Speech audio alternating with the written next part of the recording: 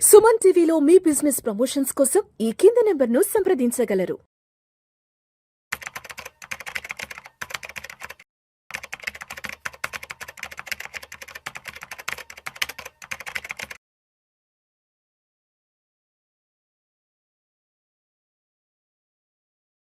Hi hello నమస్తే welcome back to Suman TV. Present మనతో పాటు ఉన్నారు ఫినాన్షియల్ ఎక్స్పర్ట్ గిరిబాబు గారు. నమస్తే సార్. నమస్తే అండి. సార్, ఇప్పుడు మనము హోమ్ లోన్ తీసుకొని ఒక హోమ్ తీసుకుంటాము, అది లోన్ కడుతూ ఉంటాము. Correct. మీన్ వైల్ మనకి ఒక బోనస్ కానీ ఒక బల్క్ అమౌంట్ వచ్చింది. సో ఇప్పుడు నేను ఆ అమౌంట్ తీసుకెళ్లి ఈఎంఐలో కట్టాలా, లేదు ఫర్దర్ గా ఏమైనా ఇన్వెస్ట్మెంట్ పరంగా చేయాలా అంటే మీ అడ్వైస్ ఏముంటుంది? జనరల్ గా చాలా మంది హోమ్ లోన్ తీసుకునేప్పుడు వాళ్ళు ఏం చేస్తారంటే ఎక్కువ అమౌంట్ రావడం కోసం టెన్యూర్ ఎక్కువ పెట్టుకుంటారు. 20 years 25 years. బ్యాంకర్ వచ్చేసి నాకు కావాల్సిన డబ్బులు రావాలి అంటే టెన్యూర్ పెంచి తీస్తాను అంటారు. టెంప్ట్ అయిపోతారు. జనరల్గా అనుకున్న బడ్జెట్ కంటే ఎక్కువే అవుతాయి ఎప్పుడు ఇల్లులు కూడా Yes. తీసుకుంటారు. కానీ వాళ్ళ మైండ్లో ఏముంటారంటే ఈ హోమ్ లోన్ నేను 25 years తీసుకున్నప్పటికీ నేను కంటిన్యూ చేయను, నేను దాన్ని ఒక 5-10 yearsలో కంక్లూడ్ చేస్తాను అని చెప్పేసి ఆ 10 yearsలో కంక్లూడ్ చేయడం కోసం వాళ్ళు ఒక కంకణబద్దులై ఇక 10 yearsలో హోమ్ లోన్ క్లియర్ చేయాలి అని ఇక్కడ నుంచి రాబోయే 10 years పాటు కేవలం ఈఎంఐ కట్టడం మాత్రమే కాకుండా ఏ మాత్రం కొంచెం ఎక్స్ట్రా డబ్బులు వచ్చినా లోన్కి కడుతూ ఉంటారు. అలా కడుతూ కనీసం ఒక 10-12 సంవత్సరాలు పడుతుంది వాళ్ళు క్లియర్ చేయడానికి. అయితే మీరు క్వశ్చన్ అడిగారు కదా, ఇప్పుడు నా దగ్గర కొంత డబ్బులు ఫర్ ఎగ్జాంపుల్ 10 లక్షలు ఉంటే హోమ్ లోన్ క్లియర్ చేయాలా లేదంటే ఇన్వెస్ట్ చేయాలా? సో దీనికి మనం ఏం చేయొచ్చు అంటే, నార్మల్గా మీరు చూస్తే ఇట్లా లాంగ్ టర్మ్ 20-25 years పెట్టుకుంటే ఇనీషియల్ పీరియడ్ ఆఫ్ ఇయర్స్ అంతా కూడా ఇంట్రెస్టే ఉంటుంది, ప్రిన్సిపల్ దాదాపుగా ఉండదు. మొదటి 4-5 years అయితే అసలు ప్రిన్సిపల్ చాలా తక్కువ ఉంటుంది, మీగర్గా ఉంటుంది, నెగ్లిజిబుల్. సో మెజారిటీ ఆఫ్ ఇంట్రెస్టే పోతుంటుంది. సో మీరు కనుక ఫస్ట్ 10 yearsలో కనుక కడితే అంటే మీరు తీసుకున్న హోమ్ లోన్కి ఇంట్రెస్ట్ ఏమో ఈఎంఐ రూపంలో మొత్తం తీసుకుంటుంటాడు. మీరు కనుక హోమ్ లోన్ని నేను 10 yearsలో లేదా 12 yearsలో క్లియర్ చేయాలి అంటే గుర్తుపెట్టుకోండి, మ్యాక్సిమం ప్రిన్సిపలే కడుతూ ఉంటారు. Additional part EMI part will go into interest వెళ్ళిపోతుంటుంది. అంటే ఫర్ ఎగ్జాంపుల్ 1 కోటి రూపాయలు లోన్ తీసుకున్నాం. 1 కోటి రూపాయలు లోన్ తీసుకొని మీరు 20 సంవత్సరాలు కనుక టెన్యూర్ పెట్టుకుంటే మీకు ఈఎంఐ రఫ్లీ అరౌండ్ 75,000 ఉంటుంది. 75,000 అంటే సంవత్సరానికి ఎంత? 9 లక్షలు. 10 సంవత్సరాలలో మీరు 90 లక్షలు పే చేస్తారు ఈఎంఐ రూపంలో, 10 ఏళ్ళు పెట్టుకుంటే. 90 లక్షల్లో దాదాపుగా 70 లక్షల పైన 70-75 లక్షల పైన ఇంట్రెస్టే ఉంటుంది.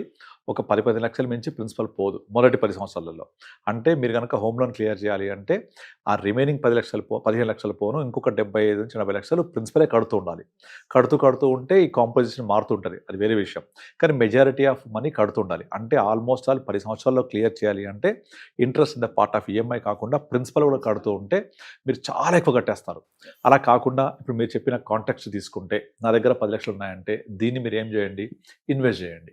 ఇన్వెస్ట్ చేస్తే సింపుల్ లాజిక్, ఇన్వెస్ట్ చేస్తే ఎటువంటి మ్యూచువల్ ఫండ్స్ అయినా మీరు కొంచెం లాంగ్ టర్మ్ 5+ years ఉంటే మీకు 12% వర్కౌట్ అవుతుంది, జనరేట్ అవుతుంది రిటర్న్స్ 12+%. ఇది 5 years ఉంటాయి. హోమ్ లోన్ ఎంత ఉంటుంది?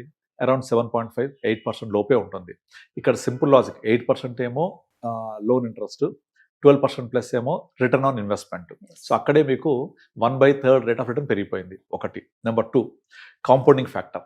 మీరు కనుక 12% నుంచి 15% మధ్యలో కనుక రిటర్న్ జనరేట్ చేస్తే ఎగ్జాక్ట్లీ మీ 10 లక్షలు 5 నుంచి 5.5 సంవత్సరాల్లో డబల్ అవుతుంది. అంటే 10 కాస్త 20 అవుతుంది 5 సంవత్సరాల్లో. మళ్ళీ ఒక 5 సంవత్సరాలు టైం ఇస్తే ఆ 20 కాస్త 40 అవుతుంది, 40 lakhs అయిందా? ఇదే 10 yearsలో మనం కట్టే ఇంట్రెస్ట్ అంతే ఫిక్స్ ఉంటుంది కదా, సో తక్కువ కడతాం. ఇక్కడ కాంపౌండింగ్ ఫ్యాక్టర్ వల్ల కట్టిన ఇన్వెస్ట్మెంట్ ఎక్కువ పెరుగుద్ది. ఒక ఎగ్జాంపుల్ చెప్తాను మీకు నేను ఈజీగా అర్థం అవడానికి. ఒక 20 years పాటు ఒక లోన్ తీసుకుంటే 1 crore ఈఎంఐ 80,000 ఉంటుంది 20 years అయితే. సంవత్సరానికి ఎంత కడతాం? 80,000 అంటే 80,000 into 12 months అంటే almost all 9.6 lakh, around 10 lakhs కడతాం. 10 lakhs అంటే దాదాపుగా మనము 10 lakhs per annum అంటే 20 years 20 lakhs 2 crores పే చేసేస్తాం. లోన్ ఎంత? 1 crore. కట్టింది ఎంత? 2 crores. క్లియర్? కానీ నా దగ్గర కనుక ఒక 1 crore ఏదో సడన్గా ల్యాండ్ అమ్మడమో, లోన్ తీసుకున్న తర్వాత చెప్తున్నా, ల్యాండ్ అమ్మడమో ఇంకోటి వల్ల నాకు 1 కోటి రూపాయలు వచ్చాయి. ఆ 1 కోటి రూపాయలు తీసుకెళ్ళి లోన్ కట్టేస్తా, నేను జంజాటం పోద్ది అని అనుకుంటారు కదా. అలా చేయకుండా సింపుల్గా తీసుకెళ్ళి మీరు ఒక పోస్ట్ ఆఫీస్లో డిపాజిట్ చేయండి. పోస్ట్ ఆఫీస్లో కిసాన్ వికాస్ పత్రాలు అని ఉంటాయి. అందులో 9.7 monthsకి అంటే దగ్గర 10 yearsకి కొంచెం తక్కువ, 9 సంవత్సరాల 3 నెలలు 4 నెలలకి యాజ్ ఆన్ టుడే మీ డబ్బులు డబల్ అయిపోతాయి. అంటే మనము నార్మల్గా ఒక 10 years తర్వాత మీరు ఇక్కడ పోస్ట్ ఆఫీస్లో పెట్టిన డబ్బులు 1 crore 2 crores అయింది.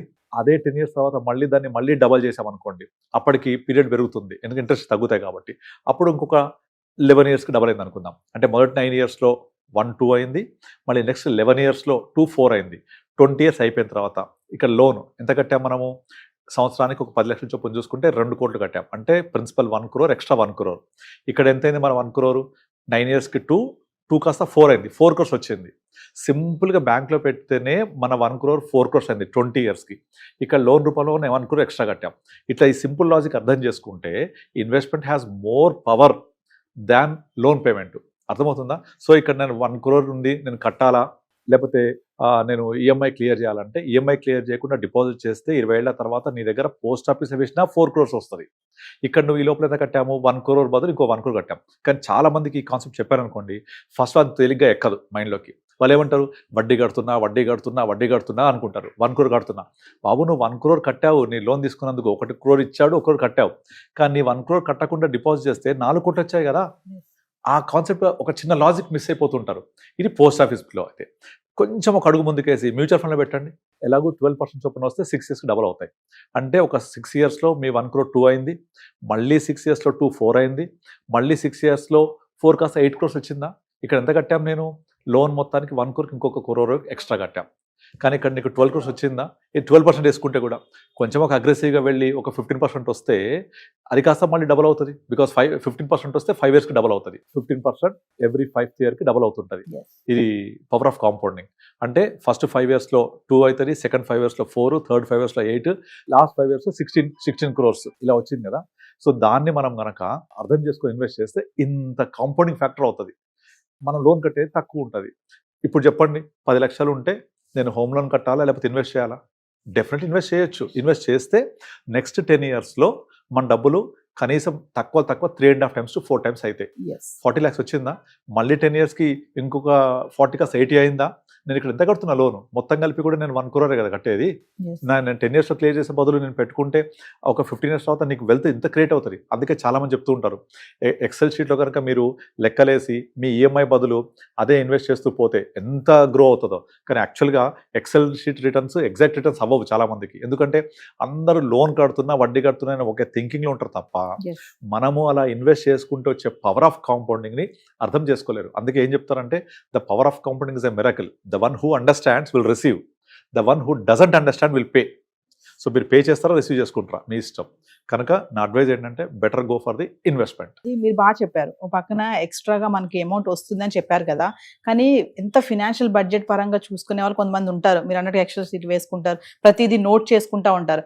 వాళ్ళు కూడా ఎందుకంటే తెలిసి కూడా వడ్డీ పెరిగిపోతుంది మనకి, ఒకేసారి కట్టేసుకుంటే నాకు కొంచెం తగ్గుతుంది కదా, రిలాక్స్ అవుతాను కదా అని ఆ కాన్సెప్ట్ లోనే వెళ్తున్నారు. కానీ ఇలా ఎందుకు రావట్లేదు అంటే this is all called psychology of money.